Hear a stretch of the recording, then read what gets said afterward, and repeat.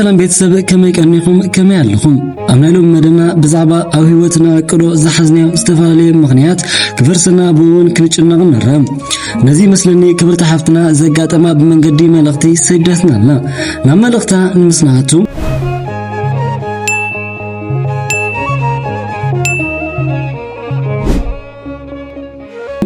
ሽመይ ንውሽቲ ይኹነለይ ዝበለትና ክብርታ ሓፍትና ኣነ ተማሃሪት ቤት ትምህርት ሰንበት ኮይነ ምስ ቤተሰበይ ዝነብር ብናይ እግዚአብሔር ፍቃድ ቤተክርስቲያን እንዳገልገልኩ ቃል እግዚአብሔር ዳተመገብኩ እንተኾነ ግን ዛቀድኩ እቅድ ብዘይ መፈጸምታ ይተርፍ ከምዝ ምዃኑ ድማ ይጨንቀኒ ካብዝናሰ ክሳብቲ ዛዓበ ዝትልሞ ስለዘይ ፍጸም ሕጉስታ አይኮንኩን ነዚ ሽግረይ ቤተሰበይ ማሐስተይ ኣዕሊለዮም ሽግረይ ዝርዳለይ ሰባይ ረኩን ሕጂ ኣብዚ 2025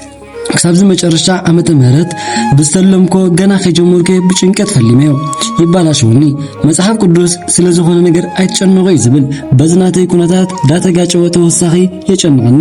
በጃኹም ትጠፍእ ዝደለየት በግዕ የሞ ካብ በረኸቱ ከይወጻኹ መፍትሒ ሃቡኒ ትብለናላ ክብርታ ሓፍትና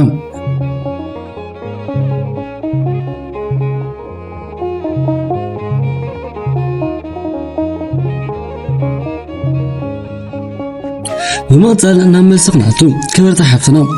كلنا ناكدينا ناي صباح حيوتنا استساخه متان كخون العلي تحت نبل زعكرنا شتو كله يهرم مالتا يكونن اندايدا حدا حساب كام نعقلون العلي تمنيت وين كوينو كترف كيتساخا يخيليو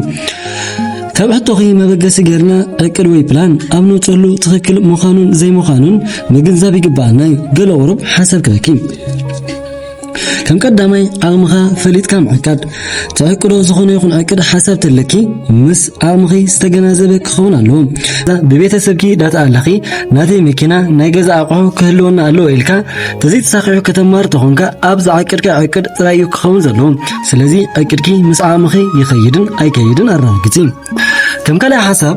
جزيو مقانون زي مقانون من الرقات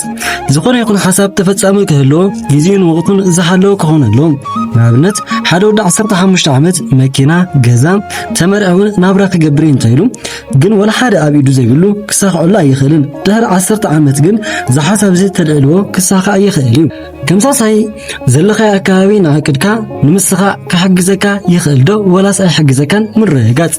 ابي اوروبا يكون ابي ኢትዮጵያ اب ከተማ ይኹን اب ገጠር ዘሎ መንሰይ በቲ ዘሎ ቦታ ፍልሊ ዕቅዱን አፈጻጽሙ ክፋለ ይኽእል በተወሳኺ አካባቢ ዘሎ ህዝቢ አተሐሳስባ አመላኻኽታን አይናብራም ዕቅድ ክፍጽሙ እቲ ዕቅድካ ንክፍጽም አስተዋጽኦ አለው ይብሉን ነቲ ዘዓቅድካዮ ምስ አካባቢኻ ቤተሰብካን ትምህርት ቤት መንደር ቤት ጽሕፈት ናኻ ዘለዎ ክጣዓም ከም ዝኽእል ምረጋጽዩ ከምራብዓይ ዕቅድካ ከይተሳኽዐ ከም ዝተርፍ አብግምት መታው ዝተዓቀደ ኩሉ ተፈጻሚ ክኸውን ይኽእል እዩ ማለት አይኮነን ዘዓቀድካዮ ልዕሊ ፍርቂ ተተሳኺዑ ከም ዝተሳኽዐ መፍላጥ እዩ ማለት ሙሉእ ብሙሉእ ዝተሳኽዐ ውሕድ እዩ ተዘይተሳኺዑ እውን ደጋጊምካ ምሕታን ተስፋ ዘይምቑራጽ እዚ ኩሉ ኮይኑ ተዘይተሳኺዑ ከም ጻድቕ ኣቦና ኢዮብ እግዚአብሔር ሃበ እግዚአብሔር ከለ